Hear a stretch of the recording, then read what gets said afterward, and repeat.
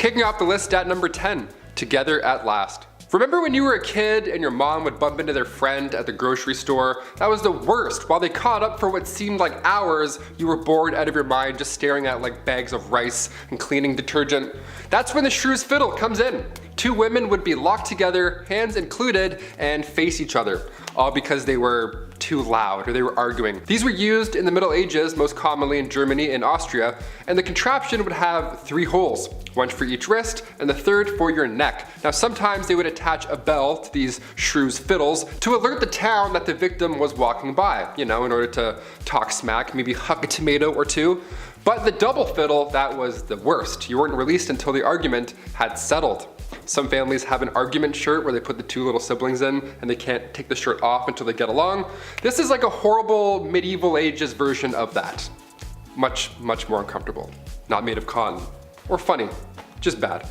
Just all bad. Number 9, point blank period. Alright babes, let's try not to shudder, but let's talk about periods for a second. Aunt Flo, the Red Sea, Shark Week. So many names to describe a pretty sucky time for people who get their period, right? Well, it might suck these days, but back in the medieval times it was a hell of a lot worse. They just didn't have the same kinds of resources that we have today, so a lot of people had to use their noodle to figure out how to get by. Period products weren't really a thing back then, so people had to get creative. They would use rags or other linens to fashion a pad, but underwear also wasn't really all that popular yet, so they had to find a way to keep things in place. They would also sometimes fashion a makeshift medieval tampon of sorts where they would wrap cotton fabric around a twig and shove it up their hoo-ha. Sounds mighty uncomfortable if you ask me. Some people would also seek out bog moss because it was remarkably absorbent, so they would make their period products out of that sometimes too. This type of moss garnered the name blood moss because of its use in treating wounds and use in period products. For other people who just couldn't create these kinds of things, they would just resort to wearing red the whole time, so everything just kind of blended in. Menstruation, but make it fashion. Number 8, the ducking stool. This next one requires so much effort as like a team. I can't believe this was a real thing. The ducking stool was made to punish women involved in sexual activities. How dare you? Shame. Men were punished too, but if we know anything about history, it was mostly women who had to put up with this shit. There was first the standard ducking stool, so women would have to sit in this chair, strapped down while sitting outside of their home, or they were carried down the street. Humiliation at its finest. The town would be like, they had sex, can you believe it? Let's take the day off work and embarrass them now. Losers, they're the losers. So stupid, so backwards. The second version of the ducking stool was essentially the same thing, only it was ducked into a river over and over and over again to cool her moderate heat. At least that's what French writer Francois Maximilien Misson says. They should cool off all those angry villagers, if anything. I don't know, dip them in the river. They're the ones burning with rage because somebody who lives over there had sex once. It's really weird. Go home. Relax. At number 7, Satan's incarnate. Back in the medieval age, women were very much oppressed and incredibly misunderstood. I mean, they thought so many women were witches, and as time went on, the criteria for diagnosing a woman with witchitis or whatever got bigger and bigger to the point where literally any woman could be accused of being a witch for the most BS reasons. Back then, people thought that women were Satan's incarnate, and so they were predisposed to sin, and therefore, they had to be witches. Logic, not quite present, but go off, I guess. There were 4 reasons why a woman could be considered part of the devil's posse. 1, because it was believed that women are foolish and gullible, which is why they turned to magic. 2, because women are insatiable when it comes to their carnal pleasures, and so they seek out help from the devil to satiate their needs. 3, because women talk a lot and we speak lies apparently. And 4, because women are weak, and the only way we can seek revenge is by using magic powers and spells. Now what in the balls is this all about? I don't know. Maybe men in medieval times were just jealous that they couldn't kiki it up with the devil, or because they knew deep down that women run the world. Number 6, nosy neighbor. If you were a man back in the Middle Ages and you had an affair, well, you would have to pay a fine. And then that's it. You would go back to your life. But if you're a woman, like everything else on this insane list, it was so much worse. Affairs happen a lot, okay? It's normal. Remember that Ashley Madison scandal back in 2015? It sucks, but also it's not surprising at all. This isn't news to us. Back in the Middle Ages, women were treated the worst for these affairs. They would take their noses off. They would literally take a woman's nose and or ears off of their face, because they had an affair. Frederick II used to punish adulterers by using rhinotomy, that was the removal of one's nose. The whole point of this was to make the victim unattractive. Isn't that the worst thing you've ever heard? This is a real thing people did, swear to God. Thing is, nobody is running around confessing that they're cheaters. Somebody has clearly spilled the beans, so they knew what was gonna happen if they got caught, yet they would still rat each other out. Meanwhile, the guy just pays a small fee. Snitches get stitches, just saying. At number 5, Gong farmer. Now, even though there were simple jobs like being a scribe and carrying water to people, there were also some messy and not so glamorous jobs as well. This next one I'm about to tell you about was definitely one of the worst jobs that you could have. See, there was a time before modern sewers and plumbing were a thing. This was a pretty icky time because rather than waste being disposed of in sewers, they were deposited into a privy or cesspit.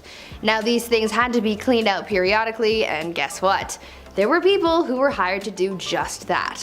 The gong farmer was someone who was hired to maintain the cesspits, and so they would be given a large ladle and they would scoop out the waste and transport it away.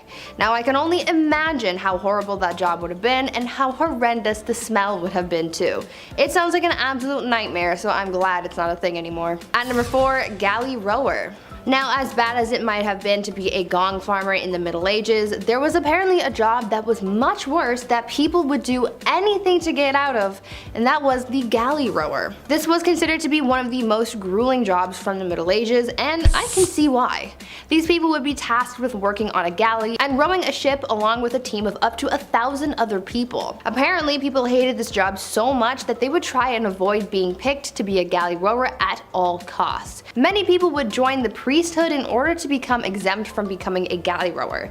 Usually this job would go to the poorest peasants and even slaves, as it became more and more difficult to find people for the job. That was one occupation that everyone agreed was the worst. At number 3, cupbearer. Now this is a job that I wish was still around. Not because it's a great job or anything, but I feel like it could have been cool to have my own personal cupbearer so I could feel like a queen, you know? The job of the cupbearer was pretty self-explanatory. Their whole occupation was to serve the monarch their drinks. Now I know I said I would have wanted a cupbearer so I could feel like a bougie queen, but the cupbearer's job was a little more important than just serving drinks. See, there was always the fear that the reigning monarch could get poisoned because it was a very common act of treason back in the Middle Ages. The cupbearer was the only person tasked with serving drinks to the king or queen because they had to make sure that it wasn't poisoned, even if it meant tasting the drink themselves before serving it, just to make sure that all was well in the cup. A lot of trust had to be put into this cupbearer so they could be quite influential in the courts if all went well. They were risking their lives and safety doing a pretty basic task, but it was for the good of the realm. At number 2, alewife. Speaking of drinks though, let's talk about how the drinks got into the cups and who made them. In medieval England, women were mostly tasked with the practice of brewing ale, and they were aptly named alewives as a result. Alewives were very important not only for business, but also for the good of their families. Brewing was a quote, small scale, low investment, low profit, low skilled industry, but it brought success to a lot of married women as well as a substantial amount of independence, since this would have essentially been their business and their own source of income. These women would always be hard at work brewing because they sold their ale quite quickly. Ale didn't have a very long shelf life, and so they would make and sell their beverages quickly to keep up with demand and to compete effectively with others in the trade. Eventually though, the alewife was extinguished by the 15th century as brewing became more commercialized and people sought to take the independence of women away. And finally, at number 1, alchemist. As you can probably imagine, science wasn't all that advanced back in the Middle Ages. There wasn't really much understanding of how the world worked.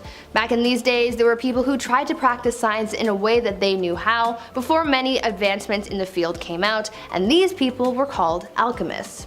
These alchemists believed that it was possible to change metals and chemicals. They tried to purify metals to change them into other things, and one of the most common experiments was trying to convert tin into gold or silver. For other alchemists though, their mission was to come up with new medicines to heal people and cure them of their ailments. Alchemists were quite popular until the 17th century, as the ideas behind alchemy were replaced by the science of chemistry. I guess you could say that alchemy walked so that chemistry could run. At number 10, groom of the stool. There were a lot of really horrible jobs back in the Middle Ages. I mean, these people literally took any task you could think of and turned it into an actual profession. From fetching water from the nearest stream cream to handing drinks to people. Everyone had some kind of job. But with that said, some jobs were worse than others, and here's one of them. The groom of the stool was a job created during the reign of Henry VIII, where the role was to monitor and assist the king in his bowel movements. They would carry a commode around at all times, waiting for the king to do his business, and they were also tasked with monitoring the king's diet and meal times, and would organize the king's days around his break times. They were also tasked with undressing the king for him to do his business, and it's also been suggested that they would have to, quote, cleanse the royal posterior as well. You know you're well off when you hire someone just to take care of your bodily business. Talk about a crappy job. At number 9, kissing sheets. For thousands of years, one of the biggest threats that people of royal or high status had to worry about was being taken out by their enemies. Monarchs worried about the threat of being poisoned by their enemies, as it was one of the most common methods of offing someone. So they thought of an array of precautions to take in order to prevent being taken out by some kind of spicy death sauce or something. Many monarchs hired tasters to try their food before it was given to the king to make sure it wasn't poisoned, but some monarchs were also afraid of being poisoned through something that they touched. This is why Henry VIII hired someone with a very important job to make sure that his bed wasn't poisoned. The person who was tasked with making the king's bed was also required to kiss every part of his bed every morning. They would kiss the pillows, the sheets, and blankets to prove that someone hadn't smeared poison on it. The king was also concerned with people poisoning his clothes too, as well as his sons, and so they would be tested for poison before they got dressed. Henry VIII was really out here providing employment for just about every weird task you could think of. Before we carry on talking about some of the strangest professions from back in the Middle Ages, why not take a moment to leave a like on this video if you're enjoying it so far, and while you're at it, consider subscribing to the channel to see more videos like this one. At number 8, leech collector. Back in the Middle Ages, things were still quite underdeveloped, like medicine for example. In our last video, I told you guys about alchemists who, at the time, were pretty much the ones who sought out cures for different ailments. Because science wasn't really known to them back then, they tried using whatever they could find to create cures, and one of the most common things that were used in medicine were leeches. Now, as we've learned by now, anything could become a job in the Middle Ages, and so gathering leeches became a profession. What's even weirder than the fact that finding leeches was someone's job is the method of how they collected those bad boys. Leech collectors would wade into the water with bare legs and wait for the leeches to come to them. They would swish around and try to gather as many leeches on their body as possible. They would then get out of the water and pry the leeches off, putting them into a bucket and selling them to people in town like barber surgeons and other medical professionals. Now, I can't say I've ever had a leech on me, so I don't really know what it feels like, but I can imagine that it's an uncomfortable feeling, so to have a bunch of them all over you must have been a nightmare. At number 7, fuller. Wool was a very important part of life for people back in the Middle Ages. They were able to make all sorts of things out of it, and because it was waterproof because of the natural oils in the wool, it made processing the wool quite easy. But soon people found out that whatever they made out of the wool ended up being quite coarse and frayed easily. They figured that if they removed the oil from the wool, then it would make the overall product a little nicer, which it did, but the oil removing process definitely wasn't pleasant. Back then, in order to get the oils off wool, people called fullers would process the wool by pouring stale urine over it and then stomping on it. They needed some kind of alkaline solution to dissolve the oils, and urine was the best and most abundant solution. What makes this extra gross though is the fact that when it came to big batches of wool, they would have needed the urine of a bunch of people to get the job done. So that means that the fuller would have been sloshing around in the urine of like half the town. Gross. At number 6, ostiary. In the Middle Ages, religion played a big part in the lives of the people, and there were actually quite a few jobs centered around having something to do with the church. This is true with ostiaries, who worked almost like a secretary for the church. This position was normally held by a man who wanted to move up in the church's hierarchy. He was basically doing a menial task to butt kiss his way to the top. Ostiaries were tasked with being kind of like a church bouncer. They would make sure that unbaptized people didn't come into the church during certain times, and they would also man the doors during baptisms. This profession was based on the Roman habit of having a slave guard the doors of their master's house. Number 5, rat catcher. As the name hints towards, rat catchers are one of the worst jobs you can have in and around a castle. It's an important role, of course, like being a fool or a literal walking, talking toilet, which I'll get into later, but there needs to be a chasseur de rats. Chasseur de rats. I'm just gonna start calling myself that. Back in those times, rats and mice were the leading source of spreading disease. They didn't have city buses or, people walking around throwing bottles. And with these castles being big and dark, they were probably full of rats. Black rats were a common household problem, yuck. So in comes the well-respected rat catcher. These guys would sometimes try and use spells to get rid of rats. Wouldn't work really too well, but more often than not, that didn't work, so poison powders were the main trick of the trade. The most famous you probably heard of is the Pied Piper. He visited Germany, he arrived in this small town, and rumor has it this guy used a flute to drive all the rats just into the river. He does a musical performance and then exterminates all of your pests. If anything, he should be getting a bonus. But rather, the town insists they weren't even gonna pay him, so he used his flute to make everybody just go away and leave the town forever. What an OG. He's like, you don't wanna pay me? No sweat. Number 4, the Crusades. Just imagine this. Thick, heavy metal armor reflecting the heat from the sun back against you as you chug along the desert. Despite being in the Holy Land, this certainly sounds like hell. As I mentioned earlier, men were expected to go to war when called, even if they had no training or skill and maybe knew how to use a toothpick but had no idea what a sword was. For many, it was a death sentence, and the first Crusades were particularly brutal because you weren't only being called to war because of, honor, but you were being called to war because it was a religious thing. Getting there was awful in the first place, you might not even make the voyage. Then marches through the desert were long and hot, with soldiers constantly at odds with starvation, dehydration, disease, infection, the elements, and then of course, a spontaneous attack from the enemy. So you're exhausted and all of a sudden you have to be like,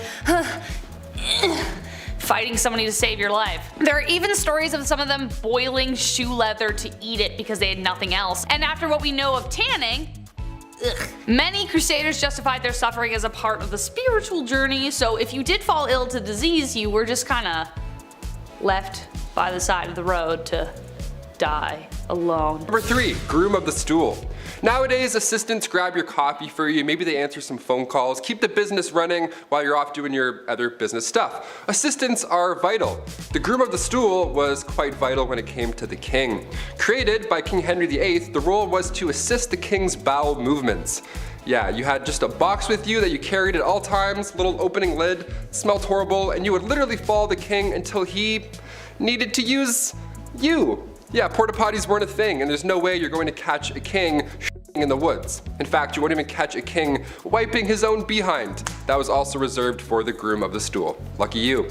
And this stool, you would have water, towels, a wash bowl, the whole setup, and you're probably thinking, Taylor, which poor soul had to be stuck with this role? What must you have done to deserve such a punishment? Well, this is the job you wanted, really. Only sons of noblemen could take on this role, and in doing so, they also gain access to every room, tons of nice clothes, any bedchamber furnishings, and of course, a high pay. Yeah. I would say this is the craziest job on this list, but it's really not. Number 2, the executioner. A man named Franz Schmidt meticulously chronicled his life as an executioner in detail, and well, as you can guess, it's not a fun one, but there was a lot of humanity behind it too. He had to start practicing on pumpkins at first, then graduate to live animals, and then humans. Who would choose a role like this? Well, though legally the role wasn't hereditary, it pretty much was by expectation and blood. The job was passed from eldest son to eldest son, with other sons being trained to fill vacancies.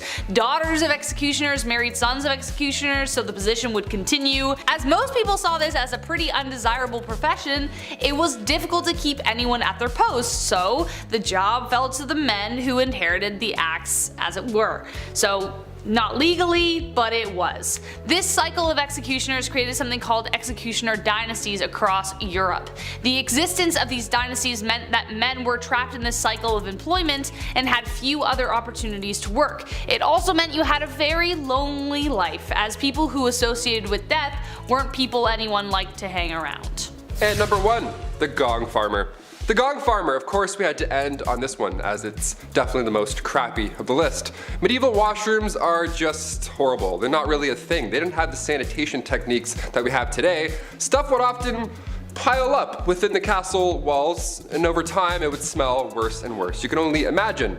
The rat trapper would be around this area too, I'm assuming. So maybe they would see each other and fist bump and be like, hey, our jobs suck, nice, let's do it, get that bread. So these respected gong farmers, they would come in and take the bad stuff away from the castle.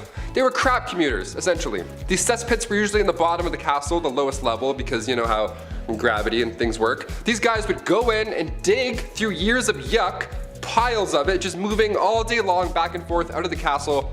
They too were paid well, really well obviously, but a lot of these gong farmers got sick. A good number of them just wouldn't come out of those pits. Pretty horrible, right? And on top of that, people didn't like talking to them. Their job wasn't cool like the guy who takes heads. Head and shoulders also didn't exist back then. They didn't smell the best. They were often just kind of and they cross the street. It was sad. It was all bad. Hashtag all bad. At number 10, water carrier. These days, we have it so easy. We have the internet at our disposal to learn about pretty much anything, we have cars to get us from point A to point B, and all of our resources are close by. We get food from the grocery store and water from the taps in our houses. But back in the Middle Ages, things were a lot tougher for people, and they had to go through a lot just to get basic life necessities, like water for example. Getting water to people wasn't as easy as you might have thought, and so that's why getting water became a whole profession. In a medieval city, you lucked out depending on the area that you lived in. If you lived close to a river or stream, then you could get all the water you wanted and pretty easily too. But if you weren't so lucky to live near this resource, then you might have had to hire a water carrier to fetch it for you. People sought out strong young men to become water carriers for them, and as the name implies, they would get paid to go to the nearest source of water and bring it back for their employer. This profession became pretty popular in the late medieval period in London, and by this time so many people were working as water carriers that they created their own fraternity. At number 9, town crier. I'm sure you've heard of the town crier at some point in your life, right? They're often incorporated into pop culture pieces that take place in the medieval times. When you think of the town crier, you might also think of the famous hear ye that is associated with the speeches of the town criers. Back in the Middle Ages, the role of the town crier was a very important one, as it was a crucial way for the local authorities to communicate with the residents of their community. The town crier would often make announcements of new laws, royal proclamations, the start of events, and even the punishments of criminals. They were basically the news anchors of the past. Also, as I mentioned, we normally associate the town crier with the phrase hear ye, but the phrase first started off as oye, oye, oye, which later evolved into the phrase that we are more familiar with. Before we carry on talking about these strange jobs from back in the days of old, why not take a moment to leave a like on this video if you're enjoying it so far, and while you're at it, consider subscribing to the channel to see more videos like this one. At number 8, scribe. These days, most people know how to read and write. It's part of our basic education and is one of the first things that we are taught as kids in school. As we progress in society, basic literacy is taught more and more throughout the world, as some people in parts of the world might not have access to this privilege, but back in medieval times, most of the population was illiterate, which made the roles of scribes so crucial. Not everyone had access to the right education, but for those who did and could read and write, they often became scribes. The role of the scribe was as straightforward as the name predicts. Essentially, their job was to write. Scribes were hired to write all kinds of documents ranging from letters to business contracts. One of their hardest jobs though was to copy manuscripts, which was a job that may have taken a scribe several months to complete. Many men and women in monasteries held jobs as scribes, but for common folk in villages, being able to become a scribe was seen as highly valuable as well. At number 7, reeve. These days we have elected officials in our communities who serve as a sort of voice of the people. Back in the Middle Ages, they sort of had someone similar to that, and they were called reeves. The reeve was something of a local administrator, and their job was to oversee the day-to-day running of a manor, as well as to solve disputes between the peasants. The reeve was a peasant too, but they were normally elected by their neighbors or chosen specifically by a lord, and served as a reeve for a 1-year period. This job eventually faded away as the feudal system began to decline, but fun fact, you can still find some reeves in parts of Canada. At number 6, peddler. This next job from the Middle Ages is one that we kind of still have these days, just a little more modern. We're talking about peddlers. You know how there are people who go door to door trying to sell you something, like back in the day when Avon used to do house calls? Well, this was essentially what peddlers did. Their job was to travel from village to village to sell various goods. This was how a lot of people in more remote areas were able to buy certain items. The peddler's job was pretty important for the local economy because it was able to bring business to larger areas than just one local town. It seemed like a good enough job, but socially speaking, peddlers were always looked at with suspicion. Oftentimes, local people would accuse peddlers of being criminals. Now, they easily could have been criminals, but it's really a case-by-case situation. You can't judge someone for just trying to get their coin. At number 5, married young. Lots of people get married at different ages. I mean, I know people I went to high school with who are already married, and I know people who didn't get married until later in life. But in medieval times, women, or rather girls, were getting married off at very young ages. At just 12 years old, a girl would reach the age of maturity and was then entitled to marry, usually to someone her parents had already chosen for her. To me, that just sounds so unfair, right? I mean, this kid hasn't really been able to live their life, make mistakes and learn from them, and now they're expected to be a wife and soon a mother? I could never. I mean, I'm only 22, so I'm not even thinking about those prospects, but I couldn't even imagine the amount of pressure that would be on a 12-year-old at the time. What's worse than just the age at which these girls got married was the treatment that they received from their husbands. Under civil law, a husband was literally allowed to physically harm his wife. In moderation, of course. It was actually a medieval tradition for husbands to, quote, treat his wife as a pupil and teach her manners. As you could imagine, this made a lot of wives really mad, and so many wives offed their husbands. But things rarely got better after that, because if they were caught, they would be sentenced to burn at the stake. Note to self: don't get married in medieval times. Number 4, the walk of shame. We've all heard the term walk of shame at some point, but what does it really mean? And also, where did it originally come from? Well, it was originally referred to as a skimmington or rough music. And no, it doesn't mean they would blast Slipknot this whole time. This was done to wives who were bossy or overbearing. They would be forced to walk through the entire town barefoot. All those crooked, horrible stone roads, ankles just toast. It was horrible. They would also be scantily clad too, because why not? Because men are making the rules, that's why. And as you guessed it, crowds would be waiting outside, all prepared to bang pans and yell horrible things at her. I guess these dudes just never had jobs. I don't know, they were just always on standby, ready to yell at a lady walking by through town, bare feet, all because she was deemed too bossy. Okay. If you're wondering who exactly is responsible for these public humiliations, the court. The official court. Judge Judy back in the day would be like, yes or no, did you raise your voice? Okay, case dismissed. Take your shoes off, we're done here. What a joke. At number 3, ladies of the night. Sometimes you gotta do what you gotta do to get that coin, right? We all have our side hustles and dead-end jobs to be able to afford rent and whatnot. And sometimes we're not exactly proud of the work that we do to make money. It was the same back in medieval times. People had to find any means to make money, and for a lot of women, they used what their mama gave them to support themselves and their families. One of the more positive sides of life for women in medieval times was the fact that being a woman of the night was actually a recognized profession. Later on throughout the times, this profession would be deemed illegal, but in medieval times, it was as common as being a baker or something. These women were actually considered to be merchants because they sold their bodies as if it was any other sellable good. Being a woman of the night was such a common and widespread profession that nearly every town in medieval times had a brothel, even in towns with small populations. So yeah, maybe they didn't have that big of a marketplace, but they no doubt had a place where you could go see some quality mommy milkers. Number 2, grand theft witchcraft. If you were a woman in the Middle Ages, you were accused of being a witch pretty often. They thought women communicated with the devil, like Bree mentioned earlier, just because some townsfolk with 3 teeth said so. Great, thanks Abe.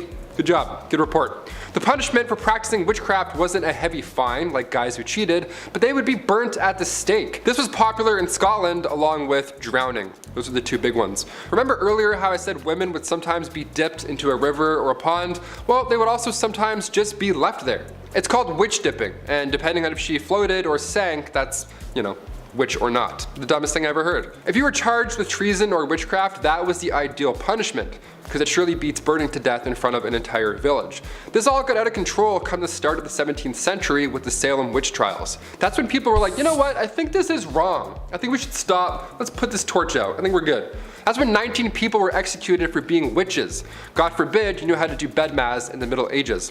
Also, that's a lot of coordination to get that many townsfolk together and be like, okay, you need this, how many people are standing here? Almost like you would use basic math to figure that out. you're a witch too. Spoiler alert, we're all witches, because we know things. I don't know. I hate this.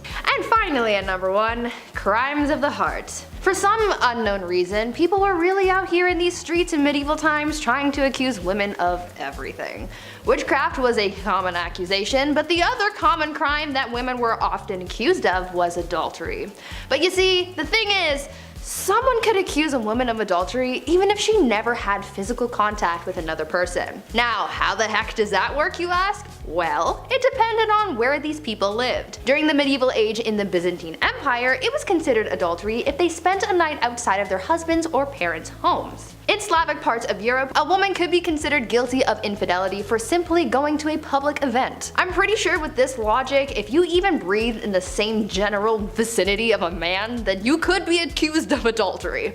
I mean, what the F is that up? The only bright side, I guess, is the fact that when it came down to punishments for adultery, men usually got the worst punishments in comparison to women. However, they would be accused of this crime way less often than women, so I guess in a way we still got the short end of the stick. Damn it. Number 10. Pressure to perform. In the Middle Ages, either partner in a marriage was entitled to coitus with their partners under any circumstances. It was called the marriage rite. This went both ways, and unless you were passionately in love with your partner and straight, this could be a nightmare. It was so sacred you could even get it on in a church and the priest would be like, yep, go for it. Failure to perform in the bedroom or anywhere was grounds for divorce, which was a huge deal at the time. Now the first problem here is a lack of consent, but the biggest problem for men who weren't inclined to sleep with their wives was impotency. There was no sympathy for men in these circumstances. If a wife accused her husband of this, then the couple would have to undergo a bedroom trial, where a crowd of wise elders, mainly grandmothers, aunts, and mothers, would watch the couple in their bedroom for 3 nights. If you were rich, this was even worse. These trials would be carried out in public, in court. Yeah, that's right. The wife had to prove that the husband couldn't get it up in court. Now he could call on women of the night to prove his prowess, if he was so inclined, but if it was proven that he couldn't, then the couple would be divorced. But the bottom line, the main point of marriage was to have children, and if there weren't any, then this failure was placed heavily on the man. Number 9. Beastly justice. I figured I would put a lighthearted one on this list. This actually made me laugh while I was researching it. Beastly justice was when animals had to go to court. They were also put on trial, like a full trial. It's wild to look back at a night and the things they had to do for their kings and queens, but the fact that they also had to get up early and attend these courts, royal courts, where a wild animal was taking the stand. And it actually happened in history. This would happen after an animal runs through town. It would attack people, being confused and all, as most animals are, but the townsfolk would actually believe that the devil was involved in this animal's scheme. Like these animals worked for Big Red himself. In 1457, villagers in France had to deal with 6 pigs who ran wild and attacked locals. They did a lot of damage, so instead of just putting the animals down or setting them free, away from your town, they took them to a real trial. There was a judge, a couple prosecutors, 8 witnesses, a defense attorney for the pigs, which I gotta say, we should do a list just on that person alone. What a weird job. These pigs were hung from a gallows tree. A knight had to formally hang pigs after a trial was concluded. The 1400s were a wild time.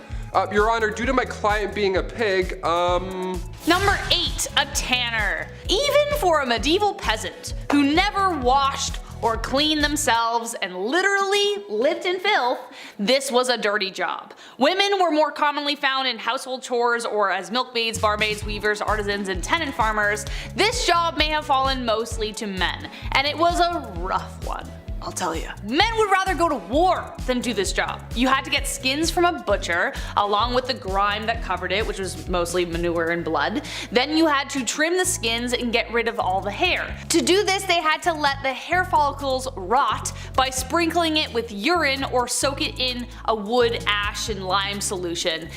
Can you tell which one was cheaper? Then they'd scrape off the hair and any skin before washing it again in pigeon droppings or dog poo to remove the lime and make it softer and more flexible. Or the craftsman might use fermented barley or rye with stale beer or urine, again, as an additive. This could take up to 3 months. 3 months plus longer, as there was more rinsing and stretching until it could be used. Leather was a crucial resource, so though dirty, it was a really necessary job, but oh my god. No thank you. Number 7, being a knight. Being a knight, obviously it sounds cool. They have the sword, they have the horse, the flowing hair, they're saving the damsel in distress, all that jazz that you picture in your head. It actually sucked being a knight, a lot. First of all, chainmail. You know how heavy chainmail is alone? It's like 55 pounds, and that was underneath all of your armor. No way I could climb up on a horse wearing armor or chainmail. My knees would buckle. No thank you. Being a knight is something that starts when you're 7 years old as well. You would be given to a noble to learn for 7 years, and then at age 14, you would become a squire. A knight's intern, not an ideal job to have when you're 14, but okay. But if you stick it out for just 7 more years, then you become a knight. And then you can get your chest blown off jousting. Neat. All that time just to get rocked by another bigger dude on a bigger horse. No, just no for me. Number 6, death by anything, but mostly violence. Life in medieval times was considered basically brutal and short. If it wasn't the plague, it was a cold. If it wasn't disease, it was the weather. If it wasn't the weather, it was famine. If it wasn't famine, it was violence everywhere else. It was a damn miracle if you survived childhood. If you had to pick any other time in history to live, like you couldn't live in this one. Taylor asked me this earlier and I had a response, but it definitely wasn't this time. Literally block this time period from your mind. Between 1330 to 1479, men could expect to die 9 years sooner than their female counterparts. The reason was violence against men by other men. But the biggest factor that made especially men's lives so short was the violence, as I mentioned. Think about it. It was men who were often called to war with only their farming tools, or if they were proper soldiers they would have had more, but they were called off to do jobs that literally required them to kill or be killed. Homicide levels in medieval England were around 10 times higher than they are today. This isn't to say at all that women were excluded from this, they were mostly the victims of this violence, but there was a culture around men that expected them to take part in violence to the extreme. From drunken brawls, to duels, to playful sword fights gone wrong, torment, there was a lot going on. Male gangs were responsible for most of the mayhem as they were bolstered with the need to prove themselves. But also, if you were about to get mugged in an alleyway and somebody wanted to fight you, which was very likely because everyone was on edge, it was good to have backup. At number 5, bear leader. Now here's a really strange job from the Middle Ages, which sounds both terrifying but also kind of cool. Back in the Middle Ages, blood sports were all the rage. Many of the monarchs who ruled during this time were obsessed with watching blood sports, which honestly kind of explains a lot, but that's besides the point. One of the most popular blood sports was bear baiting, which involved making a pack of dogs fight a bear. Sounds gruesome, but it also begs the question, well, where did you get the bear? Well, that's where bear leaders came into play. For bear leaders, their whole job was to lead bears from village to village so that they could participate in blood sports. Now it sounds super dangerous because, well, we're talking about a big bear, but imagine how much of a flex that would be to say, yeah, I wrangle bears for a living. Like, how cool would that be? Now that's something to put in your Tinder bio. At number 4, the piss prophet. As we all know, medicine wasn't all that advanced in the Middle Ages. There were no actual doctors, and the people you would have visited if you were feeling unwell were the same people who doubled as barbers, so I don't know how accurate their medical diagnosis would be. In medieval England, people didn't really know much about health, and many people were known to get diagnosed based on their pee. Back then, they believed that the consistency, color, and taste of someone's pee could diagnose someone's ailments. The people who collected people's urine samples were called piss prophets, and they had their own criteria for determining what was going on in someone's body based on their urine. According to the piss prophets, if your pee was white, then it was the ideal color, and that meant that everything was working properly. If it was wine-colored, like blue or black, then it meant that something was very wrong. And if it was green, then you were basically on your last leg and you should probably get your will in order. Now, I'm not sure how accurate these readings actually were because medicine was basically non-existent back then, but they tried their best with what they had, I guess. At number 3, muckraker. In our last video about unusual jobs from the Middle Ages, I told you guys about a job where people had to clean up human waste with ladles and then transport it elsewhere to keep the town clean. But there's another profession along those same kind of lines that I'd like to tell you about. Muckrakers were the people who were responsible for cleaning waste off the streets in whatever town they were in. You see, back then, people kind of just disposed of their waste wherever they pleased. But since this waste, like human and animal excrement, rotting food, and entrails, had nowhere to go and kind of just sat around the streets, you can just imagine how disgusting that must have been. So that's where muckrakers came in. These were brave people who basically rode around town, collecting waste off the ground and throwing it into carts to then be transported out of the city. As horrible as this job may sound though, these people actually made a lot of money. Muckrakers could make in 11 days the same amount as another laborer makes in 6 months. Would you do this job if it made you rich? At number 2, arming squires. I've talked about squires in a previous list about medieval knights, and if you've watched that video, then you might be familiar with how unpleasant the life of a squire could be. At a certain point in their training, a squire would be tasked with basically being an assistant to a knight, and a lot of their assistance was guided towards the knight's armor and weaponry. In the Middle Ages, arming squires were given the task of maintaining the knight's armor. So this meant that they had to make sure that the armor was clean and properly attached to the knight's body. This job was so serious that sometimes the arming squire would have to run out into the battlefield in the middle of a fight to tend to their knight's armor, which meant that they were risking their lives for a couple hunks of metal. And finally, at number 1, pier finders. Now I think this last job on our list must be one of the worst ones by far. We've talked about how people harvested leeches, cleaned waste off the streets, and stomped on urine-soaked wool, but imagine if your job was just to go around the town and pick up as much dog poop as you possibly could. This was basically what people called pier finders would do. Dog poop was essentially used as a drying agent by tanneries to make leather for bookbinding. This was a lot of people's full-time jobs, but imagine how crappy this job would have been.